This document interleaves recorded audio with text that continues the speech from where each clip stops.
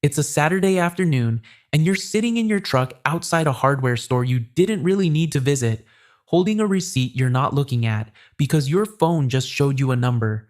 Your accounts, added up, crossed six figures sometime this week, $100,000. The thing you spent 9 years reaching for, and you're sitting in a parking lot feeling the exact opposite of what you expected. Not joy, something flatter, and you can't stop staring at it. That's the part nobody warns you about. Not the climb, the arrival. You'd spent 9 years imagining this exact number, and somewhere in your head there was supposed to be a moment attached to it. A door opening, a weight lifting, something you'd feel in your body the way you feel cold water or good news. And instead, there's a receipt going soft in your hand, a bag of drawer handles you'll probably return, and a quiet you don't have a name for yet. So you sit there, the engine's off. A kid 2 rows over is trying to get a shopping cart to roll straight, and it won't. The vinyl seat is warm from the sun, and you let yourself look at the number one more time because you want to feel something proportional to it, and you can't. And that failure is the beginning of the whole story. Here's what you have to understand first, or none of it makes sense. Getting to $100,000 is genuinely hard. That's not false modesty, and it's not a humble brag. Most people never do it, not because they're lazy and not because they're stupid, but because the math is brutal in the early years, and the math doesn't care how motivated you are on a Monday. You start from zero, which really means you start from below zero, because there's a card and a car and a month that always costs a little more than the month was supposed to. So, the first real dollar you save isn't the first dollar you earn. It's the first dollar that survives the month. And for years, that's the whole game. Surviving the month with something left. You'd put away a little, and the water heater would go, and you'd watch the little pile you'd built disappear into a thing you didn't choose and couldn't skip. And then you'd start again. That's the part of the story the montage always cuts.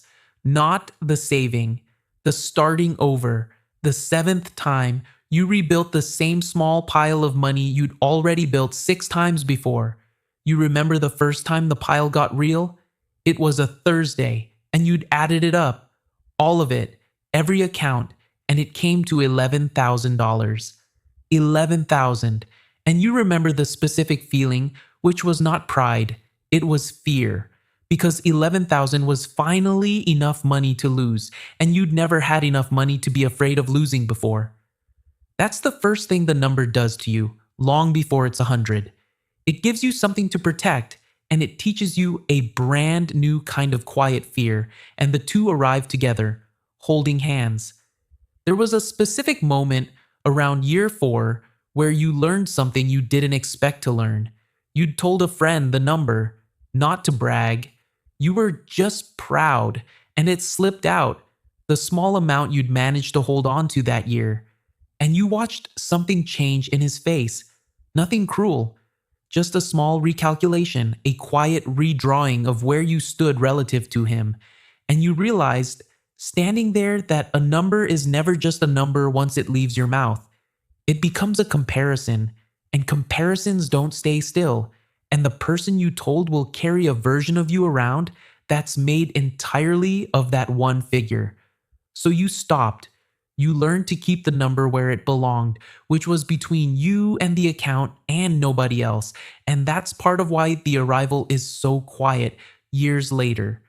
You built the habit of silence so well that when the big line finally came, there was no one you trained yourself to tell, so you understand the effort. Hold on to that, because the whole point of this story is what happens to all that effort at the finish line, and how strange it is that it goes where it goes. Because here's the arrival, in real terms, on that Saturday in the truck. You crossed the line you'd been walking toward for 9 years, and the world did not acknowledge it. Nobody sent anything. No bank called to congratulate you, though they'll call about a late payment fast enough. Your friends don't know, because you never told them the number, because telling people your number is a strange thing you learn not to do somewhere around year 4. Your family doesn't know. The kid with the shopping cart doesn't know. You crossed the most important financial line of your life so far, completely alone, in a truck, holding drawer handles you didn't need. And this is where most people misread the moment. They feel that flatness, that anticlimax, and they decide the number was a lie, that money doesn't matter, that the whole thing was pointless because it didn't come with the feeling. And I understand why they land there, but they're wrong. And the reason they're wrong is the actual gift buried inside that quiet afternoon. The number didn't fail to change your life. It changed it so quietly you mistook the silence for nothing. Let me tell you what actually changed, because it isn't what you were promised, and it's better than what you were promised. The first thing is the fear. Not that it's gone. It's not gone, but it moved. For your whole adult life, money fear lived in the near distance. It was this week fear. Can the card cover it fear? What if the car fear? It sat close to you, always. A hum you'd learned to live with so completely you forgot it was a sound at all. And then one day, somewhere in the climb, you noticed the hum had moved further off. Not silent, just further. The car could break now, and it would be a problem, but it would not be a catastrophe. There's a specific dollar amount where a flat tire stops being a crisis and becomes an errand, and you crossed it without a ceremony, the same way you crossed everything else. That's what the first 100,000 actually buys. Not a car, not a watch. Distance. The distance between you and the edge. And distance doesn't feel like anything when you're standing in it. It only feels like something when you remember standing at the edge and realize you can't reach it from here anymore. The second thing that changes is stranger, and it's the one nobody explains, and it's the reason the number starts to move on its own. Somewhere past a certain point, your money stops being something you carry and starts being something that carries a little of the weight itself. For years, every dollar of progress came from your two hands. You earned it, you saved it, you defended it from the month. The money was pure weight, and you were the only thing lifting it. And then, so slowly you can't point to the day, a little of the lifting starts happening without you. The money left alone in the right place doesn't just sit there, it works a night shift you're not awake for. It's small at first, almost insulting, a few dollars, then a few more. Numbers so small you'd never bend down to pick them up off the street. But they're not from your hands. They're from the pile itself. And that changes what the pile is. You remember the first time you actually caught it happening. You'd check the account at night, some ordinary night, and then again in the morning out of habit. And the morning number was a little higher than the night number, and you hadn't done anything in between. You'd slept. That was all. You'd closed your eyes on one number and opened them on a slightly larger one, and the difference was small enough to be a rounding error and large enough to change how you understood the world. Because for 30 some years, more money had meant more work, always, without exception. Every extra dollar you'd ever had came from an extra hour you'd spent. And here was a dollar that came from no hour at all. It came from the pile deciding to grow a little in the dark. You stared at it the way you'd stare at a plant that had moved to face a window you didn't know was there. This is the part that actually rewires you, and it has nothing to do with feeling rich. It's the first time in your life that money moved toward you while you were asleep. And once you've seen that, you can't unsee it. You start to understand that there are two completely different ways to hold money, and you'd only ever known one. You'd known the way where you hold it up with your own arms, and it's heavy, and you get tired, and the day you stop lifting it starts to fall. And now you're learning the other way, where the money learns to hold part of itself up, and the more of it there is, the more of itself it can carry, until one distant day the thing holds itself up entirely, and you're just standing next to it. That's why the second 100,000 comes faster than the first. Not because you got smarter, because the first 100,000 started helping. You spent 9 years being the only engine, and then, quietly, the money became a second engine, small and slow, but running while you sleep, running while you sit in a truck in a parking lot feeling like nothing happened. Something was happening. It just wasn't happening loudly, and you'd been trained your whole life to only notice the loud things. And here's the trap, the one I most need you to see, because it's the thing that steals the quiet victory from almost everyone who earns it. You will be tempted, sitting in that truck, to decide the feeling was the point. To think, if 100,000 didn't feel like anything, then the feeling must be waiting at the next number. At 200, at 5, at a million. You'll tell yourself the arrival you were promised is real. You just aimed it at the wrong total, and the right total is higher. And so you'll re aim.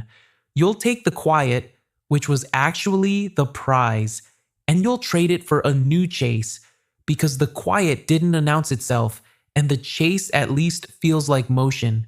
And you can do that. People do it their whole lives. They cross every line they ever set, feel the same flatness at each one, and each time decide the real line is further out. They spend 40 years arriving and never once notice they've arrived because they're always looking at the next number over the shoulder of the one they're standing on. That's not a money problem. No amount fixes it. It's a problem of mistaking the noise you expected for the value you got. Because the flatness was never the number failing you. The flatness was you, finally, for one afternoon, standing on ground solid enough that you didn't have to feel afraid, and not recognizing peace because you'd only ever known it as its opposite. You'd known money as fear for so long that money without fear didn't register as anything at all. It registered as absence, as flat, as nothing, when it was actually the first quiet you'd earned in 9 years, and you almost handed it back because it didn't come with music. Now, I want to be honest about the limits of this, because this channel doesn't lie to you, and I'm not going to start. $100,000 is not freedom. Let's be exact, the way we're always exact. It is not a house in most places. It is not quitting your job. It will not by itself let you stop. If somebody sold you 6 figures as the finish line, they sold you a story. It's not the finish line. It's something less exciting and more important.